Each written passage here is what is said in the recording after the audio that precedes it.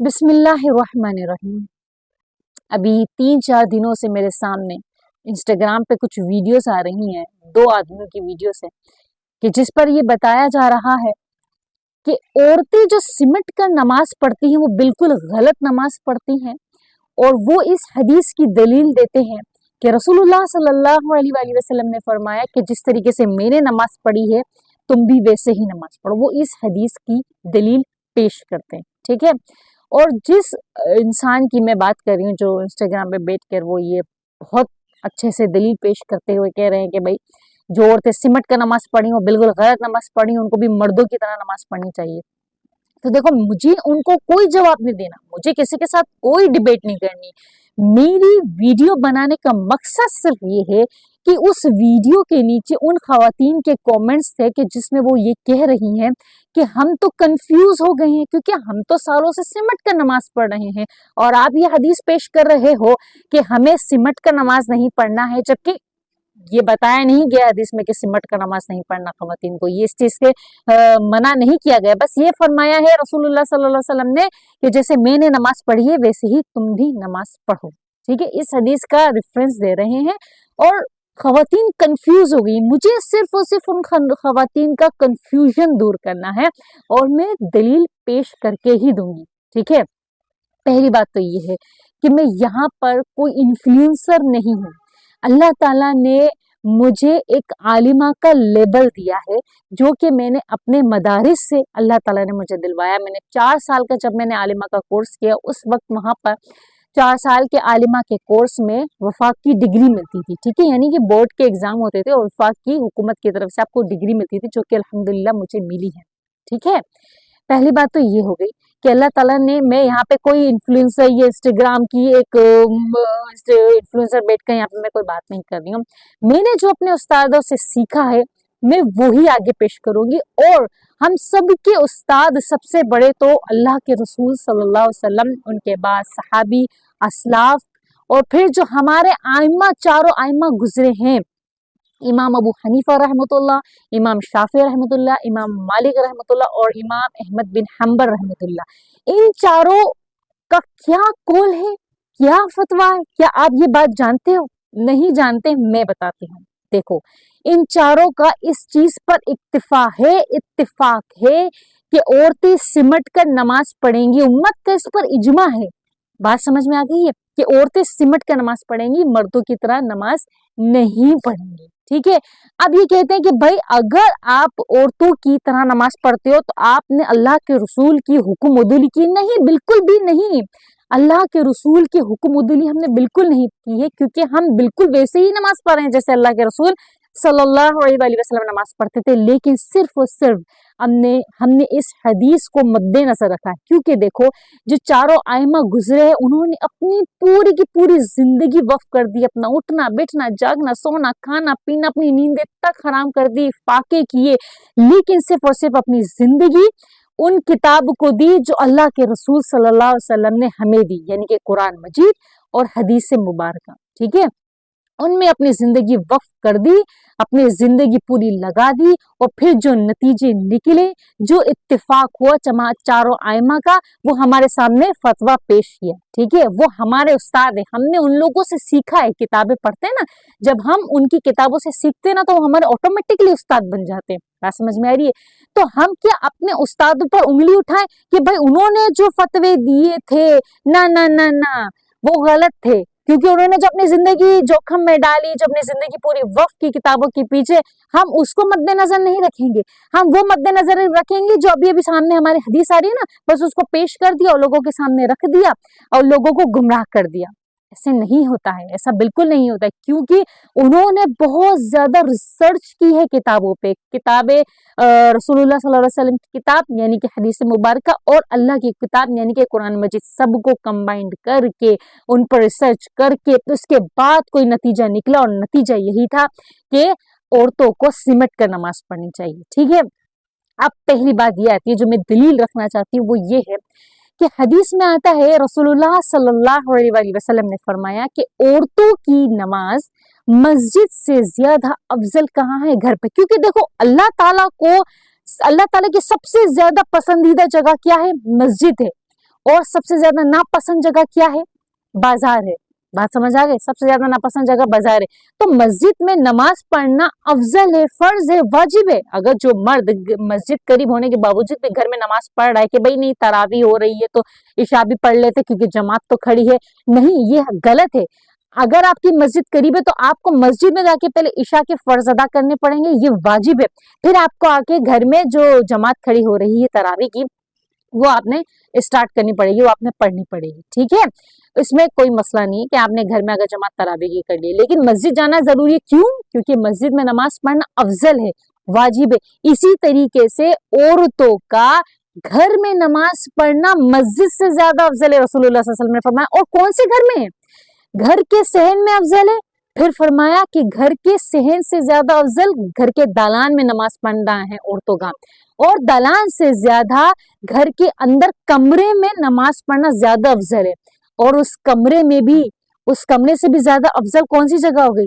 वो जगह है जो कमरे के अंदरूनी जो कमरा होता है ना, बिल्कुल अंदरूनी कमरा, जिसको आप काल कोठरी कह लो, जो आप बिल्कुल छोटा सा कमरा कह लो, जिसमें कोई आता जाता नहीं है, उस कमरे में नमाज पढ़ना सबसे ज्यादा अफजल है। ये हदीस में बताया गया है, ये हदीस में बताया गया, रसूलुल्लाह सल्लल्लाहु अलैहि वसल्लम ने फरमाया। ये सबसे बड़ी दलील हो गई। क्यों?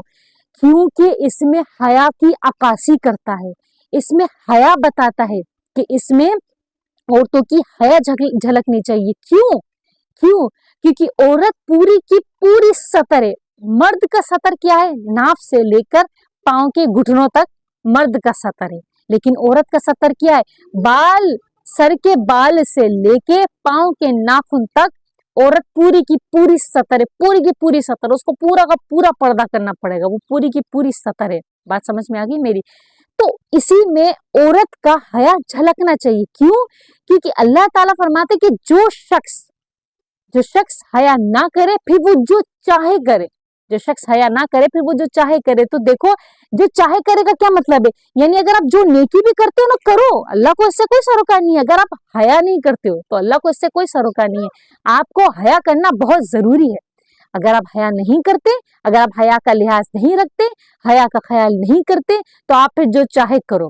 क्योंकि हदीस में आता है कि रसूलुल्लाह सल्लल्लाहु अलैहि वसल्लम ने फरमाया कि हर दीन का कोई ना कोई इखलाक होता है, और दीन इस्लाम का इखलाक हया है। क्या है? हया है। हया के बारे में इतनी इतनी बातें बताई गई हैं कि हया करो, हया करो। औरतों के पर्दे का इतना हुक्म दिया गया है कि औरत पूरी की पूरी सतर। आप खुद एक्सपेरिमेंट करो। एक यूट्यूबर ने एक्सपेरिमेंट किया कि वो रिक्शे में बैठा, उसने अपने पाँव के नाखून पे नेल पॉलिश लगाई और वो बैठ गया वीडियो बनाने के लिए। तो जो भी वहां से बाइक पे से मर्द निकला था ना, पाँव के नाखून पे नजर पड़ रही थी नेल पॉलिश पर, तो फौरन अंदर औरत को दिखता। क्यों? क्योंकि औरत के पाँव के नाखून में भी अल्लाह ने कशिश रखी है। बात समझ आ रही है? अल्लाह ने पूरी औरत में कशिश रखी है, इसलिए उसको हया का पर्दे का हुक्म दिया है। मर्द को हुक्म इसलिए नहीं दिया क्योंकि वो बिल्कुल औरत से बरअक्स है। बात समझ में आई मेरी? तो हम यहाँ पर हया को दलील रखेंगे। अल्लाह ताला ने हया, अल्लाह ताला इतना बाहया है, अल्लाह इतना बाया है कि अल्लाह ताला बाहया है और हया को पसंद फरमाता है। आपने ये हदीस तो सुनी होगी, कहीं ना कहीं हदीस तो आपने ये सुनी होगी कि अल्लाह ताला इतना हयादार है और हया को पसंद फरमाता है। तो जब अल्लाह ताला के सामने अल्लाह ताला की पसंदीदा आप इबादत कर रहे हो, नमाज अल्लाह के नजदीक इतनी पसंदीदा है कि अल्लाह ताला ने पूरे कुरान में जगह जगह नमाज का जिक्र किया है। नमाज कायम करो, नमाज कायम करो, नमाज कायम करो। और हदीस में जगह जगह, हर जगह रसूलुल्लाह सल्लल्लाहु अलैहि वसल्लम ने नमाज की तलकीन दी है, तक कि जिहाद में भी नमाज नहीं छोड़े हैं। नमाज की इतनी तलकीन की है कि रसूलुल्लाह सल्लल्लाहु अलैहि वसल्लम ने अपने विसाल से पहले नमाज के बारे में तलकीन फरमाई। बताओ जरा, इतना नमाज का हुक्म है। क्यों? और ये ऐसी महबूब इबादत है अल्लाह के नजदीक कि अल्लाह ताला ने शब मेराज में बतौर तोहफा नमाज हमें अता की। बात समझ आ रही? 50 नमाजें दी, लेकिन हमें 5 कर दी, लेकिन उसका सवाब 50 के बराबर है। बात समझ आ रही? अल्लाह ताला के नजदीक ये इबादत इतनी महबूब है।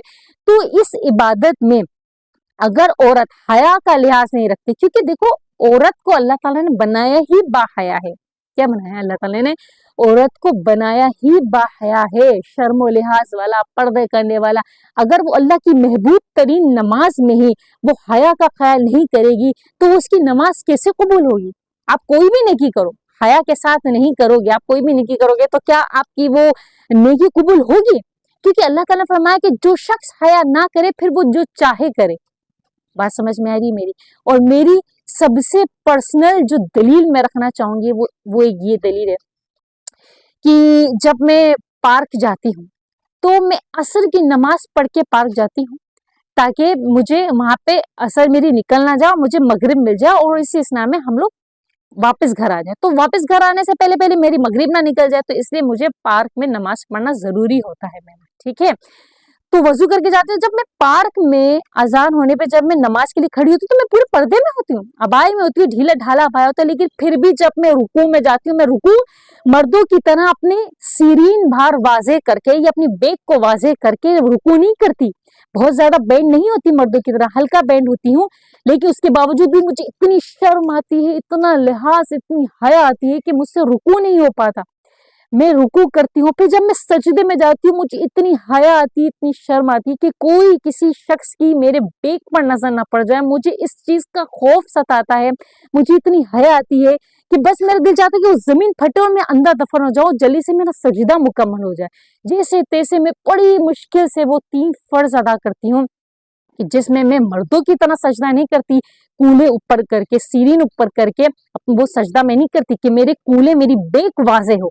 मैं ये साफ क्लियर लफ्जों में मैं इसलिए बता रही हूँ क्योंकि देखो दीन की बात करने में कोई हया नहीं होनी चाहिए, और ये इसलिए बता रही हूँ कि जो औरतें कंफ्यूज हो गई हैं उनकी सारी कंफ्यूजन दूर हो जाए। बात समझ में आ रही है मेरी?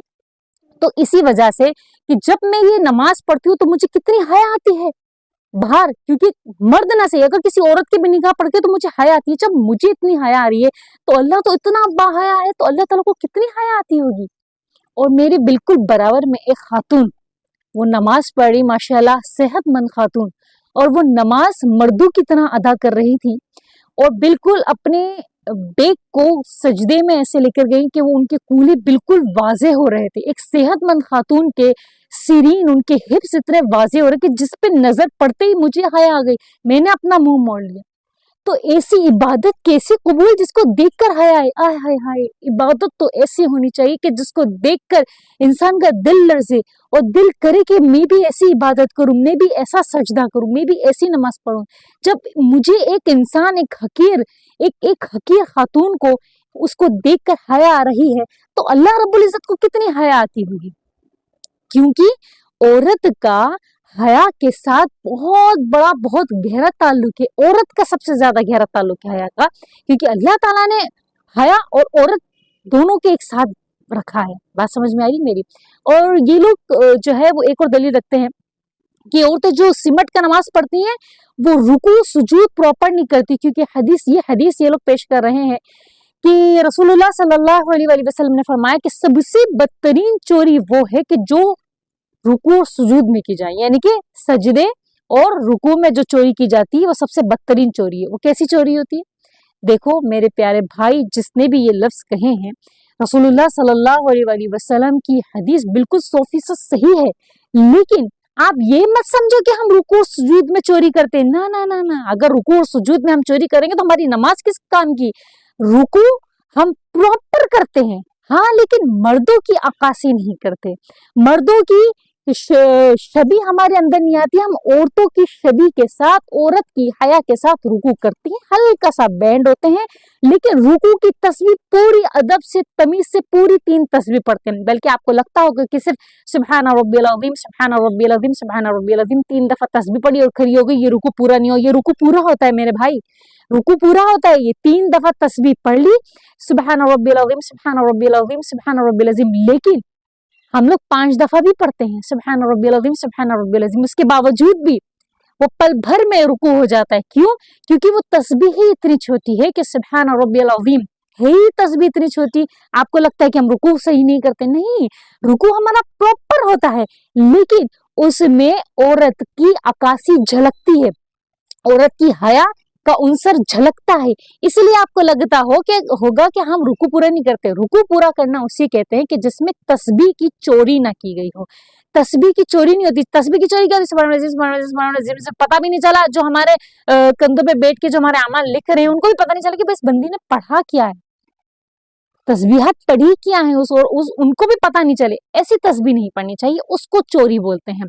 सजदे में जाते हैं हम, बिल्कुल सिमट कर सजदे में जाते हैं तो देर तक सजदा, लंबा सजदा करते हैं और जितना दिल चाहता है हम सुभान रब्बिल आला पढ़ते हैं, जितना दिल चाहता है।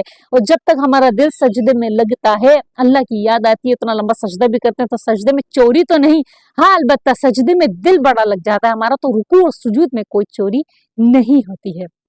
मेरी बात सिर्फ और सिर्फ मेरी दलील हया के ऊपर है कि अगर मेरी बात सुने आप, मैं आपको एक और मिसाल मेरे जहन में आई है कि मैं अगर औरत होके एक मर्द का लिबास पहनती हूँ तो वो हराम।